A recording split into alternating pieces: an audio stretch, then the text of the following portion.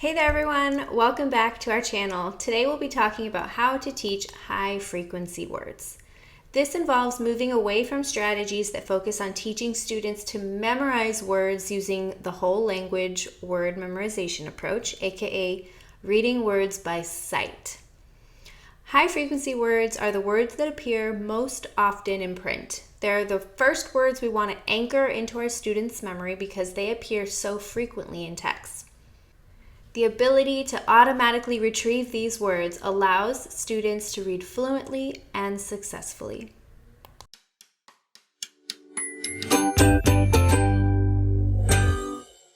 Hey there, literacy lovers. I'm Toluca, your go-to guide for building a love of literacy in your classroom, one word at a time. Please don't forget to like this video and subscribe to our channel. And if you have any questions or comments, feel free to leave them down below. So as a teacher, how do you help your students learn their high frequency words? The answer might be through rote memorization. This is because our intuition, not science, tells us that words are stored in visual memory. For many years, we held the belief that if a student simply saw a word enough times, they would eventually learn it. We sent home word lists for students to study and memorize with their parents, and we drilled them with flashcards. While this method worked for some students, why didn't it work for all? We know there have been far too many students who struggle to remember new words even after multiple exposures. Reading experts and cognitive scientists wondered if there might be a better way to help these struggling readers, so they began to look more closely into the science of how our brains learn to read. And what they discovered is that reading is not like visual memory. Something else is going on, and it should change the way that we teach our students. The research done in this area debunks the idea that children learn to read naturally, which is an educational philosophy known as the whole language approach. Whole language proponents believe that when surrounded by rich enough text, students don't need explicit and systematic lessons breaking down the reading code. Instead, they believe that students will store entire words in their memory and be able to recognize them on sight. However, in order for this to be accurate, humans would have to use their visual memory to store printed words. But this isn't the way that we process and store words. Instead, we store letter strings in our long-term memory by way of orthographic mapping. It would be challenging to read different variations of the same word automatically if we used just our visual memory to store words. So for instance, the same word can be written in all caps, in a mix of upper and lowercase letters, in different fonts, or with different handwritings. This same word can be read in all of its forms because even though the visual appearance is varied, the letter strings are not. Our brains store letter strings in long-term memory by bonding them to the phonemes that we already have awareness of. Now, before we get too far, I want to back up and talk about the difference between sight words and high frequency words. Now, sight words are words that we make students remember by sight, and we don't necessarily want to do this anymore. High frequency words are words that appear the most often in text, and these words are decodable.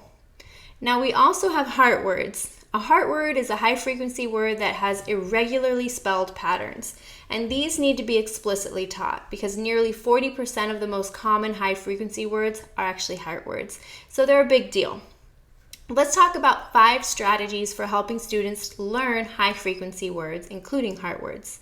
These words are essential for reading fluency, so it's important to teach them in ways that engage and motivate our students. Let's dive in.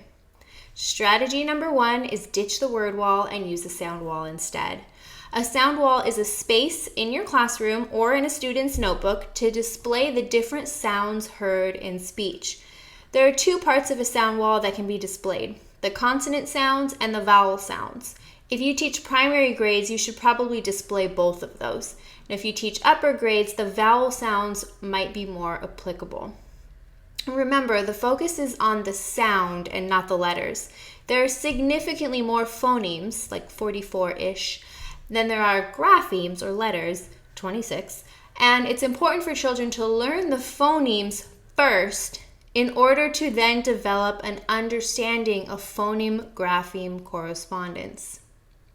Second, Try using multisensory approaches to teaching high-frequency words that will help students engage multiple senses in the learning process. Have them cut words out for word sorts. Have them trace words in shaving cream or sand. Have them tap out sounds on their desks or on their fingertips.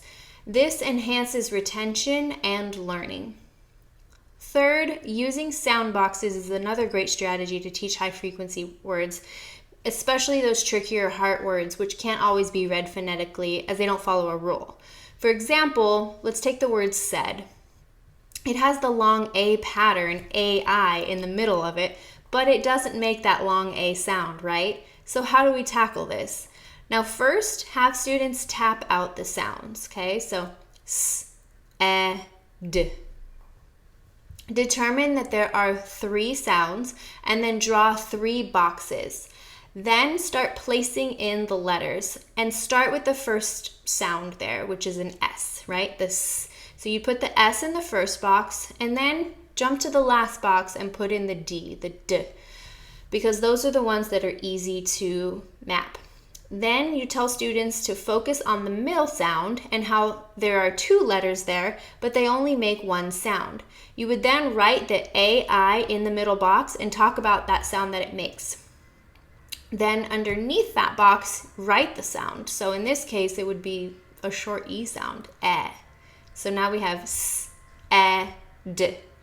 Around or above those 2 letters, the AI in the middle, you would put a little heart symbol to show that this is the part that you just need to learn by heart.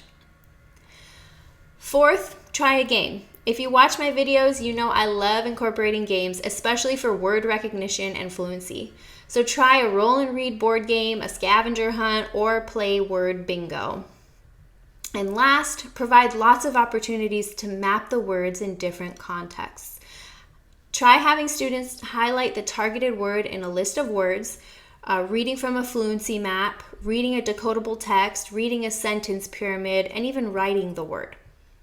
I've created a resource that can be added to your toolbox to help with this process.